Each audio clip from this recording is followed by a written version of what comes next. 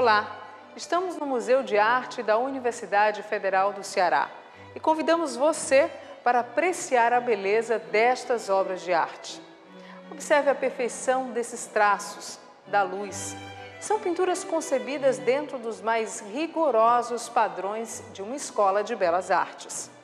Agora, nesta outra tela, observe o movimento, as cores, a força desses jangadeiros. Esses quadros são de um mesmo artista cearense, Raimundo Sela. Raimundo Sela retratou personagens da nossa cultura como poucos e marcou com muito talento a sua passagem pelo desenho, pela pintura e pela gravura. Admirado por artistas plásticos de sua época, hoje ele tem o respeito dos mais rigorosos críticos de arte e o reconhecimento da importância da sua obra. É com muita honra que o programa Perfil apresenta o documentário Raimundo Sela, Traços de uma Vida. Eu começaria dizendo assim, fazendo até uma pergunta. Estamos falando sobre Raimundo Sela? Pois estamos falando do artista que foi o mais representativo, o artista mais perfeito que o Ceará já deu na primeira metade do século XX. O trabalho do Sela, ele continua extremamente atual. O trabalho do Raimundo Sela não é um trabalho inocente, não é um trabalho espontâneo em momento algum. É um trabalho visivelmente intelectual. O Raimundo Sela se apresenta como um artista completo.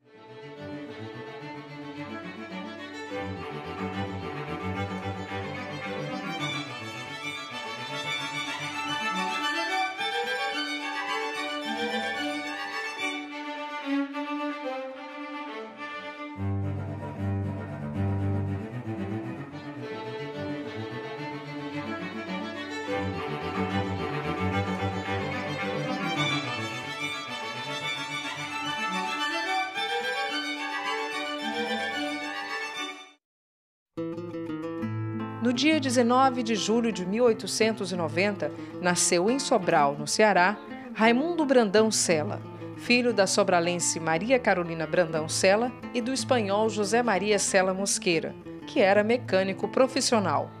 Maria Carolina era professora e alfabetizou o filho. Essa mistura aí, ela é uma evidência na família, inclusive pela cultura, né? Pelo tipo de, eu acho que de valores, bem pela história, do pai deles, né? E a mãe sobralense era uma professora primária, com toda aquela autoridade, né? Aquela reverência. Com isso ele teve uma formação no início da sua vida extremamente forte. Os primeiros ensinamentos com a sua mãe, tinha alguns irmãos, né? Mas ele sempre teve uma tendência ao desenho. E eu percebo também nela valores assim muito interessantes, né? De vida mesmo, né? De valorização da família, do relacionamento, da união. O pai de Raimundo Sela era funcionário de uma empresa responsável pelo transporte ferroviário em Sobral. Mas, em 1894, ele foi transferido para a cidade de Camusim. Naquela época, os pais de Raimundo Sela não imaginavam o quanto essa mudança iria influenciar o futuro trabalho artístico do filho. O Sela, ele nasce imerso, né, nessa questão marinha e de um Camusim efervescente, um Camusim que era um porto de grande movimento e que já tinha uma ferrovia que permitia, né, um grande fluxo. E Raimundo Sela deve, através dessas pessoas que desembarcavam em Camusim, ter tido muitas informações a respeito da vida. Além das informações que o pai, que era espanhol, tenha dado para ele. Raimundo Sela cresceu apreciando o belo cenário de Camusim, que anos depois estava eternizado em muitas de suas obras.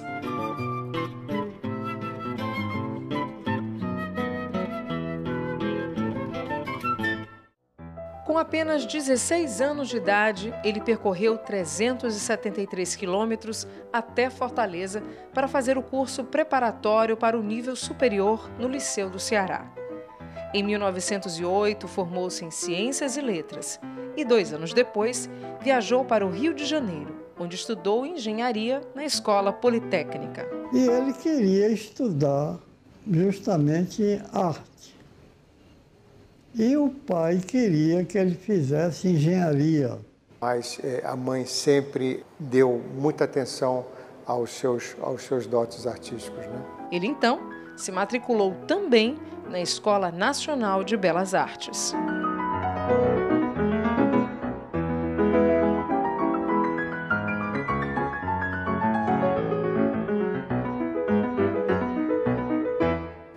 Então ele sai de Fortaleza, vai para o Rio de Janeiro, num momento muito importante, onde a Escola Nacional de Belas Artes estava passando por grandes transformações. E um dos seus mestres foi Eliseu Visconti, que era realmente um grande professor e um grande artista. E nas aulas de desenho de Visconti, ele era sempre um grande destaque. Raimundo Sela era um estudante que sempre procurava trabalhos para pagar suas despesas. Em 1913, ele escreveu em uma carta para o seu pai, dizendo que estava difícil estudar nas 2 escolas, porque tinha aparecido um novo emprego.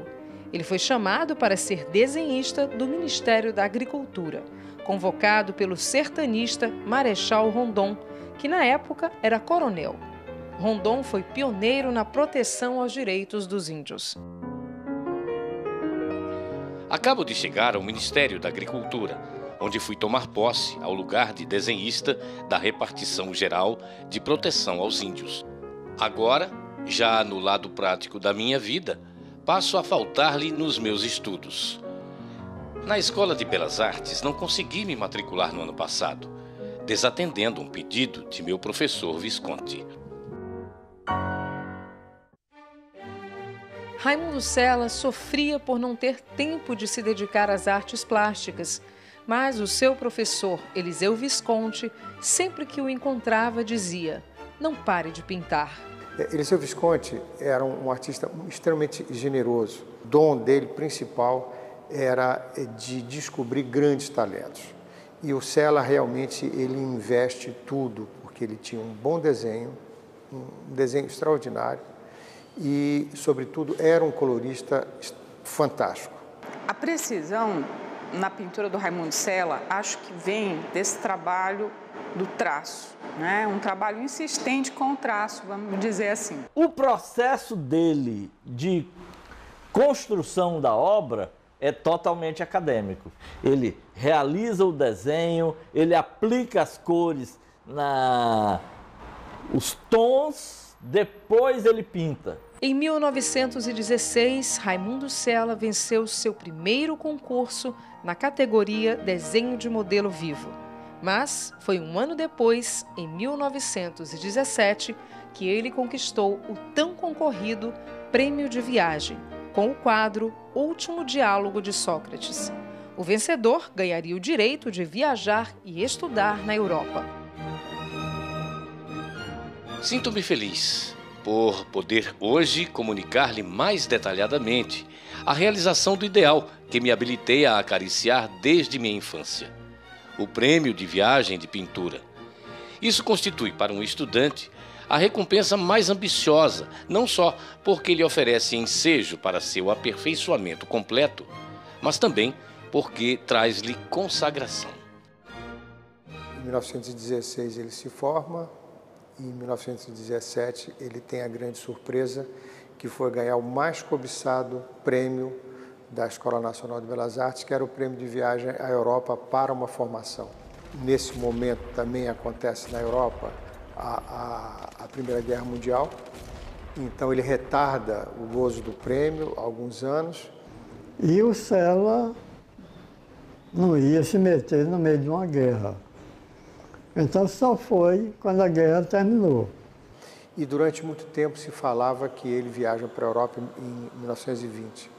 Só que durante a pesquisa do livro nós encontramos uma pequena aquarela datada de 1919, quer dizer, uma aquarela da Bahia aqui no Brasil, e que mostrava que ele tinha viajado para a Europa um ano antes.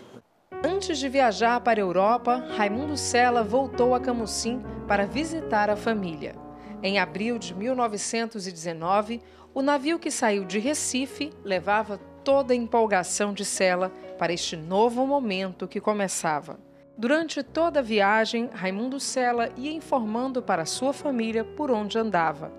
Suas cartas falavam de Dakar, Las Palmas, Lisboa, Bordeaux e, posteriormente, Paris. As cartas, tanto do Raimundo Cela para os pais, como também para o meu avô, Fernando, para as irmãs dele, Maria e Áurea, que eram as duas irmãs, eram muito, assim, vamos dizer assim, recheada ali, né, de um sentimento filial, de um sentimento fraterno.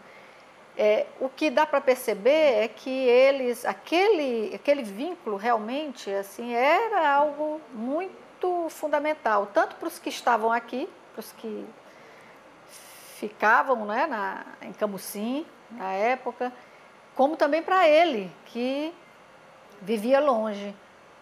Uma hierarquia mesmo, aquele respeito, sabe, aos pais, a importância da bênção do pai, né, das orientações da mãe. E eu acho isso muito, muito forte mesmo. No caso do Cela, a viagem certamente coloca o pintor diante de uma tradição que enriquece enormemente o potencial técnico, né, já dos pintores, mas também em termos de experiência de vida, de um outro olhar sobre a sua própria realidade, né, porque ele se desinstala da sua matriz, digamos, cultural e, retornando, apreende essa realidade de uma forma diferenciada. Não se conhece muitas das suas pinturas feitas na Europa, mas algumas paisagens feitas na França foram extremamente marcantes. E já mostrava que um pouco de influência da pintura francesa dentro da sua obra. Em Paris, Cela realizou uma exposição no Salon des Artistes Français. E na Inglaterra, estudou gravura com o inglês Frank Brannigan. Na França ele passou 2 anos estudando, trabalhando, sendo elogiado. Foi considerado pelos franceses como mestre. E aí se imagina um artista cearense, embora formado no Rio, com um prêmio na França, ser considerado um mestre. Era preciso que ele realmente fosse muito bom artista para merecer esse título num país como a França. Chegando na Europa, ele participa realmente do ensino artístico na Europa de uma forma muito proveitosa e tem a possibilidade de fazer pequenas viagens em alguns países, entre eles a Inglaterra, onde tem contato com Brannigan e aprende o ofício da gravura em metal. Entre os primeiros estudos, entre um processo de gravação que é complexo, no caso da Água Forte, né, até a aparência final, imagine o poder dele de antecipação de todos estes efeitos da composição, né? Então, é um trabalho de método, é um trabalho de grande capacidade de concentração. O Cela era um homem muito disciplinado. Para você ter uma ideia, ele constrói a sua própria prensa. E essa prensa ele traz da Europa para o Brasil, era uma prensa pesadíssima. Tá? Ela é uma prensa de grandes estruturas, ele era um homem, ele tinha habilidades de um engenheiro, com os dotes artísticos. Então, ninguém melhor do que ele para construir alguma coisa que ele poderia usar uma prensa industrial comum, né? E sempre as pessoas comentavam, a própria Ana Letícia, que é uma grande primeira-dama da gravura brasileira, ela sempre disse isso, a prensa do Sela era uma coisa impressionante. E olha que ele vem da Europa, ele não goza de boa saúde, ele antecipa a sua vinda ao Brasil por problemas de saúde pela morte do pai. Ele traz essa prensa de navio, ele traz essa prensa do Rio de Janeiro para Fortaleza, de Fortaleza para o Camusim, e lá fica por tantos anos. Quer dizer, então, realmente a gravura era algo precioso. Quando ele retornou da França, em 22, ele foi direto para Camusim e ficou em Camusim fazendo o trabalho sem ninguém saber que ele estava. Quer dizer, ninguém não, o pessoal de lá sabia, né? Mas fora de lá, ninguém sabia. Ficou lá isolado, como eu disse, as pessoas pensavam que ele tinha morrido. E quando ele tem a notícia disso, ele faz contato com os amigos dizendo, não, eu estou vivo, estou aqui no Camusim, e pronto. E quando ele cumpre esse ritual, né, ele vem a Fortaleza, e quando ele é convidado para pintar o grande painel da abolição da escravatura, né? Esse painel é pintado no Teatro José de Alencar, num espaço muito amplo, né? Com a morte de seu pai, Raimundo Sela assumiu as responsabilidades da família. Ele passou a trabalhar como engenheiro na Companhia de Força e Luz de Camusim e foi um dos responsáveis pela chegada de energia elétrica para a cidade. Veja bem, a gente está falando no momento onde energia elétrica era coisa escassa. Camusim era uma cidade que tinha uma importância econômica, porque era um porto, e desse porto muita coisa, quer dizer, a energia elétrica era essencial, e ele vai cumprir uma função, afinal de contas ele era um engenheiro formado, né? E ele pôde realmente contribuir de uma forma extraordinária, porque ele estava ali disponível, ele foi convidado, desempenha a sua função, mas, por incrível que pareça, ele nunca perdeu muito, ele não para de pintar. Então, a partir daí, todos os anos que ele passou por lá, desenvolvendo paralelamente um trabalho com engenharia, ele vai ter um olhar aguçado para detectar e para criar, para elaborar essas figuras que se tornaram emblemáticas no trabalho dele. O retorno para Camusim fez muito bem para Raimundo Sela. Com o sossego e a beleza do lugar, ele pôde se recuperar de alguns problemas de saúde. Em 1934, casou-se com a amazonense Eunice Medeiros, com quem teve 2 filhos, Paulo e Dolores. De 1932 a 1937, Raimundo Sela dedicou-se à sua arte. Muitas obras foram criadas nessa época.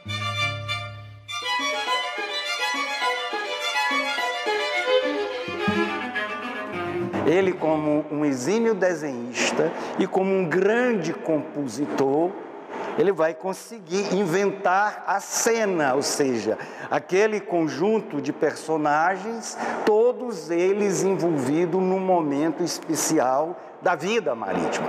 O Sela tem uma obra chamada Fitando o Mar. É um jangadeiro plantado como se fosse uma árvore vigorosa, observando o mar, da onde ele tira o sustento dele. Você vê que ele desenha a mão, o pé, a dobra do chapéu, a calça, o pescador completo. Quer dizer, nada ali é assim, digamos, gratuito. Tudo é anotado, registrado, estudado, não é? A dupla visão que o Sela tinha, tanto de artista, conhecedor do poder gráfico, e também de engenheiro que domina a questão da gravidade, do sólido, das tensões, dos movimentos. Você vai ver no Sela um personagem ou numa rede, ou arremessando, ou pescando, em que todas as tensões físicas, essa relação com a terra, com o sistema de força, está presente de uma forma, quer dizer, intimamente matemática, mas com um lirismo e uma leveza surpreendente na sua superfície. O Raimundo Sela, ele se preocupava, certo, com a luz, com a sombra, certo? E ele chegava assim, essa cena acontece às 6h30 da manhã. Como é a sombra às 6h30 da manhã? Por isso que essas cenas que ele compõe, não é? Você tem uma impressão de realidade muito grande. Não é simplesmente, digamos assim, uma pintura antropológica que trabalha o cotidiano. Não só isso. Ela quer eleger determinadas figuras como símbolo do jangadeiro, da rendeira, de tipos que são representativos da nossa cultura. Essa figura com a barbicinha existiu. Quer dizer, não são personagens imaginários, né? Essa posição de sentar, a posição de cócoras, isso é uma coisa que você vê com muita constância dentro da obra dele. Quer dizer, esse mesmo personagem vai aparecer nos Jangadeiros em Palestra, vai aparecer em outras cenas de praia, né? Quer dizer, esse personagem é real como a rendeira é real. E o sensacional é porque ele consegue pintar com uma liberdade extraordinária e com um colorido novo para a época, né? Câmbios do lilás para o rosa, para o azul que ele aplica nos céus, né? Aquilo é uma coisa muito rica. A maior dificuldade que ele tinha era em vender. Às vezes as pessoas pensavam que ele era por ser difícil, né? Por ser querer ser importante, mas na verdade não era, depois viu que não era. Ele tinha uma grande dificuldade de fazer por encomenda as coisas. Parece que teve uma outra experiência, alguns painéis que ele fez e tal, mas depois né, já dispensou que não tinha como, né, não responder a esse tipo de demanda com relação à arte dele. Né? Conta a lenda também que um dia ele vende uma pequena coleção de quadros a um colecionador, dia seguinte se arrepende, bate na casa do colecionador para recomprar as suas obras, né? E ele vivendo simplesmente de um salário de professor da Escola de Belas Artes. Quando foi na década de 30, ele veio para Fortaleza. Foi professor no Colégio Militar. Mas no tempo do Colégio Militar, entre as matérias, eu acho que no segundo ou no terceiro ano, havia desenho. E o Raimundo Sela era professor de desenho no Colégio Militar. Eu não estudei com ele, estudei com outro professor, mas vi o Raimundo Sela muitas vezes e a lembrança que eu guardo dele, assim, passado tantos anos, eu estou com 90 a esta altura, a lembrança que eu guardo dele é de uma pessoa de porte médio, menos de 1,70 m, eu acho, um pouco careca, de gestos quase bruscos, ele falava rápido e não era assim, tinha cara de muitos amigos, mas não chegava a ser uma pessoa mal-humorada, longe de mim pensar isso dele. Mas o que eu guardo da figura dele é isso. Raimundo Sela se envolveu com os pintores modernistas e apoiou a fundação da SCAP, Sociedade Cearense de Artes Plásticas, em Fortaleza, atendendo a um pedido de seu amigo, o artista plástico Mário Barata. O Barata começou a fazer um movimento de renovação artística aqui no Ceará, que seria um movimento moderno, né? O Barata dizia, nós somos modernistas, se referindo a ele e a alguns colegas. Posteriormente, em 1944, foi fundada a SCAP, a Sociedade Cearense de Artes Plásticas, em virtude do Centro Cultural de Belas Artes ter desaparecido, ter se acabado.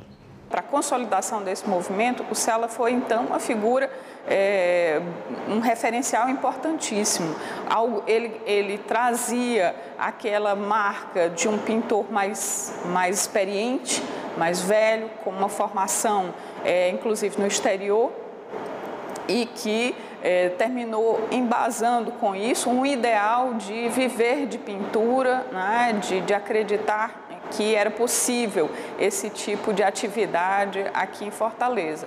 Ele permitia que artistas trabalhassem no ateliê dele, trabalhassem como assistentes. Isso, em termos pedagógicos, é uma coisa extraordinária, não é? Ele comentava trabalhos de outros artistas. Ele saía para realizar trabalho no campo com outros artistas. Quer dizer, era um apoio indiscutível, não é?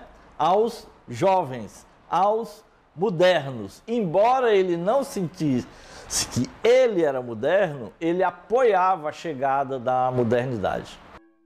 Em 1945, Raimundo Cela fez sua primeira exposição individual no Museu Nacional de Belas Artes. Na primeira exposição do Raimundo Cela, no Rio de Janeiro, no Museu Nacional de Belas Artes, alguns críticos viram a pintura dele como muito branca, muito clara, excessivamente clara. Isso aí é um exemplo da modernidade do Raimundo Cela, porque ele pega a essência do impressionismo. É claro que essa visão de captar a luz e o momento, a luz dele era do Ceará. Se você vê os vaqueiros dele, ele tem os olhinhos assim, da luminosidade, né? Então Raimundo Cela pinta a luz do Ceará. Foi nessa época que ele voltou para o Rio de Janeiro e começou a ensinar gravura na Escola Nacional de Belas Artes. Ele era um mestre nessa arte. Foi um pioneiro no ensino de gravura no Brasil. Isso na época, quando ele concorre a essa cadeira para a Escola de Belas Artes, ele concorre com grandes gravadores que existiam no Brasil naquela época, como Guild de Carlos Oswald. Quer dizer, e ele tinha um apreço pela gravura muito forte, né? Durante muito tempo, o número de gravuras que se imaginava que ele tinha reproduzido eram menos de entre 12 e 15 gravuras. E ele era um homem tão disciplinado que ele deposita na Biblioteca Nacional no Rio de Janeiro parte ou muito próximo da totalidade das gravuras que ele produziu. Isso era uma forma quase que oficial de você cumprir um determinado protocolo, que era depositar as suas gravuras na Biblioteca Nacional, e o Museu Nacional de Belas Artes talvez tenha uma das mais completas coleções dessa gravura. No dia 6 de novembro de 1954, no Rio de Janeiro, Raimundo Cela faleceu na mais plena lucidez. Seus amigos, depois de sua morte, organizaram exposições e homenagens ao artista cearense. Hoje, graças à organização e ao apego que ele tinha por suas obras, é possível ver suas pinturas, gravuras e desenhos em museus, em galerias e em espaços públicos. Raimundo Cela é um dos artistas mais expressivos das artes plásticas do nosso país e um orgulho para seus conterrâneos. Bom, o mundo artístico sem Raimundo Cela talvez fosse mais acadêmico, e isso aí é contraditório, né? Porque ele é tido como um artista acadêmico. Mas o Raimundo Cela trouxe para a pintura brasileira e efetivamente para a pintura nordestina, não é? Os vaqueiros, as rendeiras, ele criou esse universo. Ele era um homem extremamente reto e talvez tenha sido um dos poucos artistas brasileiros a ressaltar aquela formação do trabalhador cearense. Então ele pinta o vaqueiro, ele pinta o pescador, ele pinta a rendeira, isso sempre trabalhando. E há um tempo diferenciado no Sela. Sela via ao mesmo tempo mais intensamente e mais lentamente. O espaço que existia entre ele e o modelo era um espaço de um tempo interior que é difícil a gente se acostumar, porque o nosso hoje cada vez mais é mais rápido. Então esse mergulho no Sela implica você mergulhar num tempo que está sempre presente e é sempre eterno.